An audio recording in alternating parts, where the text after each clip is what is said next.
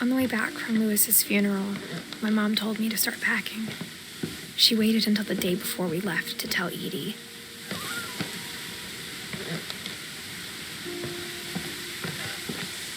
I'm not sure if she wanted to make it easier or harder.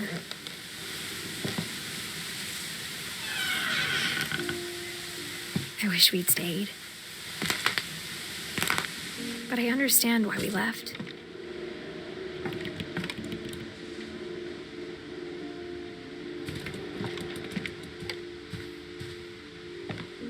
My mom ended up leaving everything behind.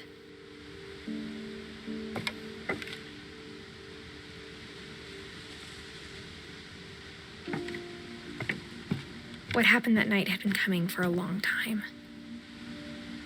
Maybe it should have come sooner.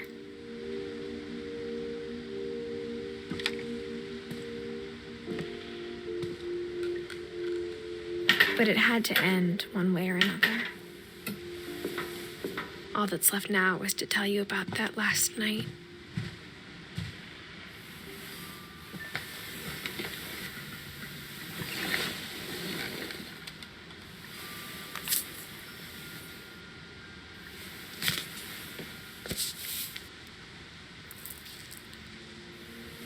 That whole last day, Edie just watched us pack and didn't say a word. Until supper, when she raised her glass and said, "To our final night together, and all our final nights apart." Grandma, you know what I said about alcohol. Some of your medications are very Edith, specific. I left a present for you in the hallway. Why don't you go open it? The grown-ups have to argue now. I'm sorry, you're right. We're all leaving tomorrow. Let's just enjoy our last... I'm not leaving. Edith, you're excused.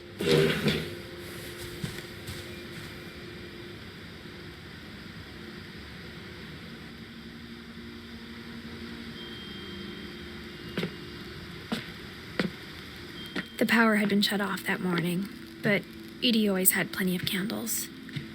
When my mom sealed the library, I don't think she knew about the other entrance, or that Edie had a key to it.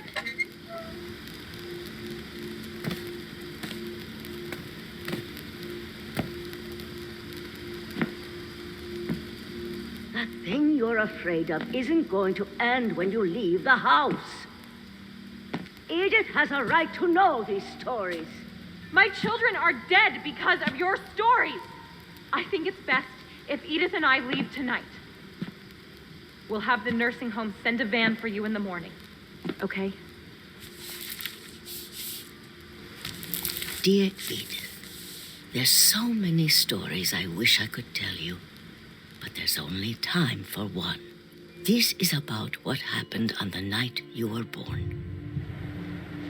That night, the tide went way, way out. It was the first and last time I ever saw the old house aground. There'd been an earthquake out in the middle of the ocean. They called it the lowest tide in 1,000 years. God, it smelled awful. You know, I've seen that house every day of my life.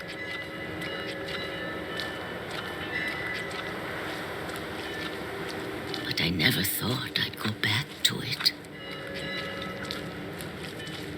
When the fog rolled in, I lost my way.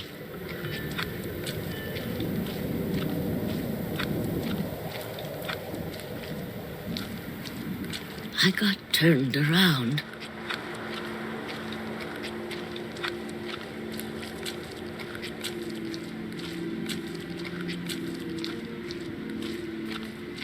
For a while, I wondered. I started seeing things.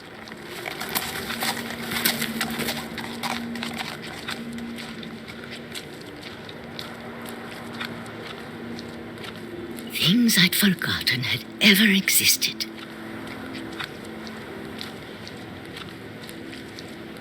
But when I saw them, they felt like old friends. That night, a lot of things came back to me. Or maybe I came back to them.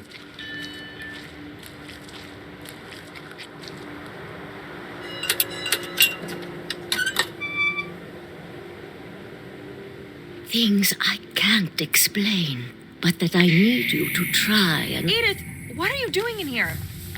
It's mine. Edith! Mom, you're gonna rip it. Let go. I kicked and screamed, but Mom dragged me to the car. I never saw Great Grandma Edie again. The next morning, the band came to pick her up, but she was already gone. After that, we moved around a lot.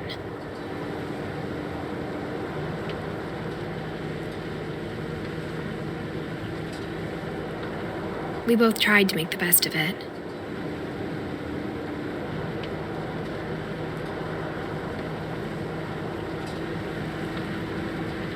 A few years went by.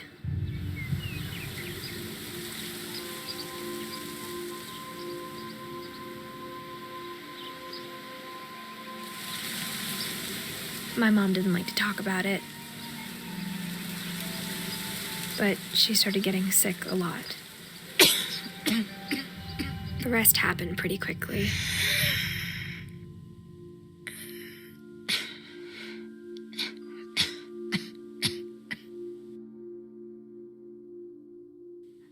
She got better for a while, and then she didn't. And then I was alone. The last Finch left alive.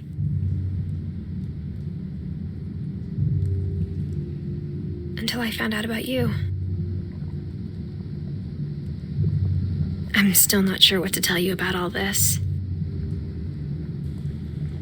If we lived forever, maybe we'd have time to understand things. But as it is, I think the best we can do is try to open our eyes and appreciate how strange and brief all of this is.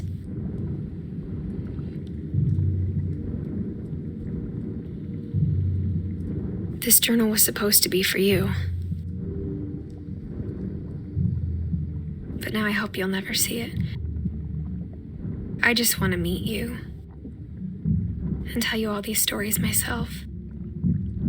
But I guess if you're reading this now, things didn't work out that way.